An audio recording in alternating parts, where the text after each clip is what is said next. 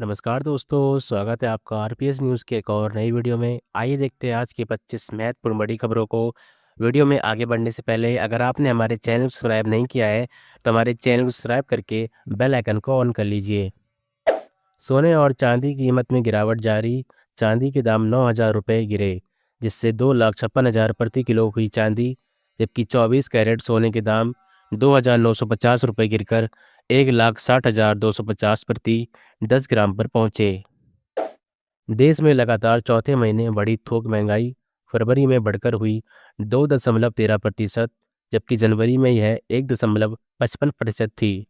महंगाई बढ़ने का मुख्य कारण खाने पीने की चीज़ों और गैर खाद्य वस्तुओं की कीमतों में बढ़ोतरी है। ओडिशा के मयूरभंज में भीषण तूफान का कहर। 12 गांवों में 200 से ज़्यादा घर क्षतिग्रस्त हो गए। वहीं इस तूफान में 2 लोगों की मौत हो गई और 5 लोग गंभीर रूप से घायल हो गए। प्रशासन बचाव कार्य में जुटी है। पिछले सप्ताह की गिरावट के बाद भारतीय शेयर बाजार में दिखी तेजी।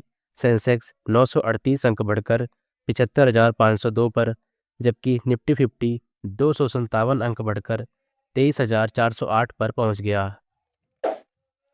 पश्चिम बंगाल में चुनाव के लिए बीजेपी ने 144 उम्मीदवारों की पहली सूची की जारी।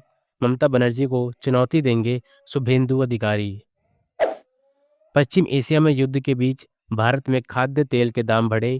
सूरजमुखी तेल में 20 रुपये प्रति लीटर की हुई बढ़ोतरी, वहीं पाम ऑयल में 11 रुपये प्रति लीटर की हुई बढ़ोतरी।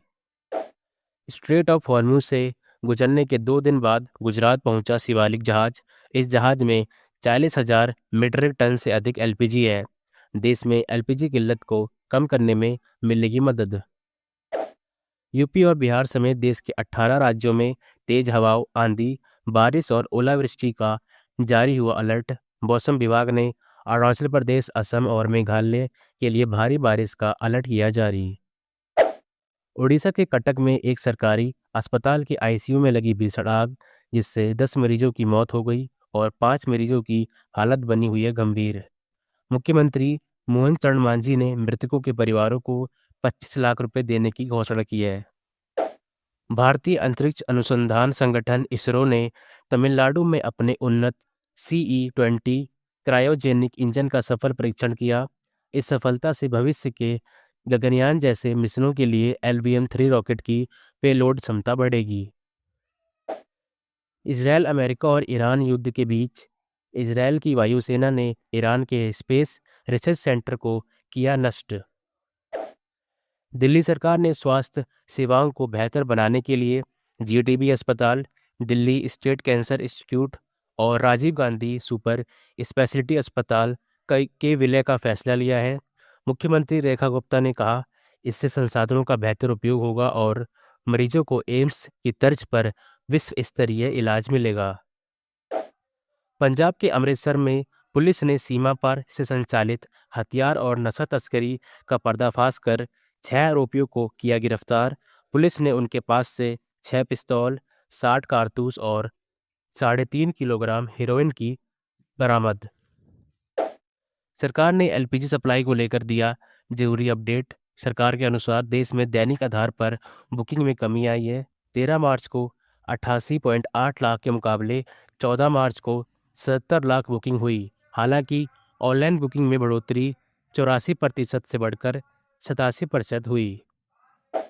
इंडिया पोस्ट 17 मार्च से 24 स्पीड पोस्ट नाम की नई सेवा शुरू करने जा रहा है। इसके तहत 24 घंटे के भीतर डिलीवर करने का लक्ष्य रखा गया है और देरी होने पर मनी बैक जैसी सुविधाएं भी दी जाएंगी। पहले चरण में यह सुविधा बड़े शहरों जैसे दिल्ली, मुंबई, चेन्नई जैसे शहरों में की जाएगी।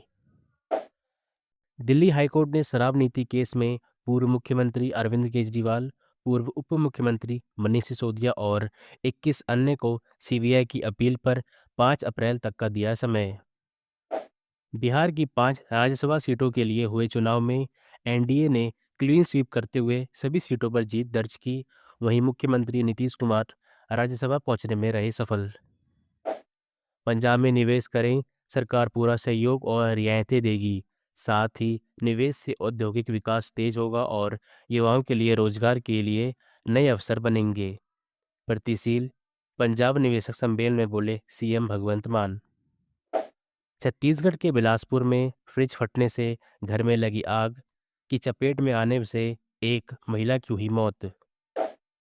उड़ीसा विधानसभा में राज्यसभा वोटिंग के दौरान बीजेपी और बीजेडी विधायकों के बीच झड़प हो गई, जिससे कुछ समय के लिए मतदान को रोक दिया गया। बाद में स्थिति सामान्य होने पर मतदान दोबारा शुरू किया।